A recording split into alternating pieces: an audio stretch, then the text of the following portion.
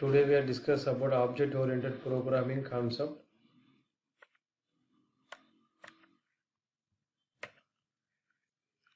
Definition. The definition of object-oriented programming is object-oriented programming is a programming language model organized around the object rather than the action and data rather than the logic. In object-oriented programming, by using object-oriented programming, we can easily, first point, programs written in object-oriented programming language are easy to understand. Second one is, since everything is treated as a object in OOPS, everything is treated as a object, so we can model a real world concept by using a OOPS. Why? Because we can treat everything is a object. That's a reason we can, using this OOPS real world concept, we can easily adapt it. Third one is, by using OOPS, provide the feature of reusability. The main use of object oriented programming is reusability. We can reuse the class that already created without writing them again and again. This is one of the OOPS concept. With the help of inheritance, we can use this class that are already created without writing them again and again. Fourth one, since the parallel development of classes is possible in object-oriented concept, it results in quick development of the entire program. And fifth one is, by using a OOPS, program written in OOPS language are easy to test. We can easily test the different types of coding, and we can easily manage and we can easily maintenance. And object-oriented programming, it is a secure development technique for programming, designing. Since why it is a secure means, by using a data is hidden and cannot be accessed by external functions. That is a reason we can call as a object-oriented programming is a secure one. And another one is object-oriented programming system. We can easily extend it. We can easily upgrade it from a small to large system. It is compatible with small to large system, and otherwise we can upgrade it or we can extend it OOPS concept in small to large system. And the partition, another one is a partition working based on this object. We can easily partition the work. These are the OOPS concept. In OOPS concept, first one is object, second one is class, third one is encapsulation, and fourth one is data abstraction, fifth one is inheritance, sixth one is polymorphism, seventh one is dynamic binding, eighth one is message passing. Object. In OOPS concept, object is a major role. Any entity that has a state and behavior is known as an object. In this image, is table is a object, fan is a object, pen is a object, keyboard is a object, and bike is a object. So the object can be either physically or logically. What is an object? In object, it is an instance of class. Whenever class is defined, no memory is allocated. But when object is initialized, memory is allocated of that class. This is called object. Class. What is a class? Class is a user-defined data type which holds its own data members and member function. Class holds its own data members and member function. In other words, we can say class is a collection of objects. Is called a class.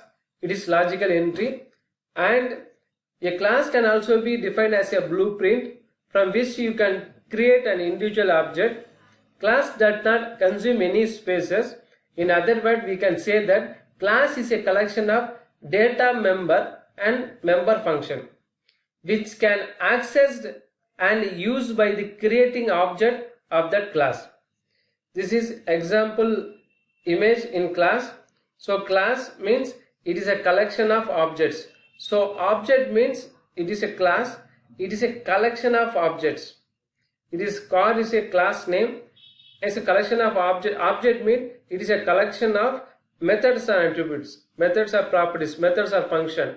In car they have attributes fuel, maximize space, speed.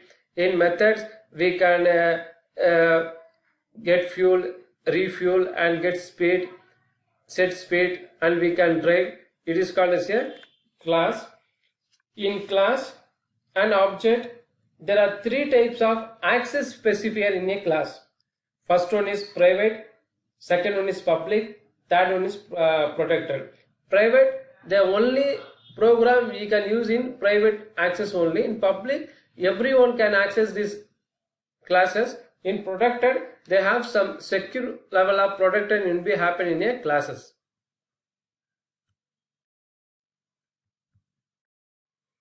Encapsulation. Encapsulation, an act of a combining properties and method. It is a combining of properties and method related to the same object is known as a encapsulation. Why we are using encapsulation? Objects became equipped with sufficient information set and set of operation. Any system can be assumed as a collection of objects. These objects are capable to interact with each other using the various methods. So here also they have definition is a group of data supporting the object. In this image we have to be declare class. It is a collection of methods and variables. Will be hide irrelevant data, show only a related data. And another example, we have a bank account. So in that bank account, the object will be access properties with the help of methods.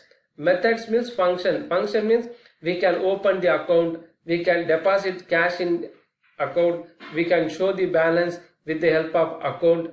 We can create an object. In that object, we can use this technique. This is called encapsulation. Data abstraction. Data abstraction refers to providing only essential information to the outside the world and hide the background details. The data abstraction will be show only the essential information. Other information should be hiding this data abstraction technique. Inheritance. Inheritance is a process of which object of one classes acquire the properties of object of another class. It supports the concept of hierarchical classification.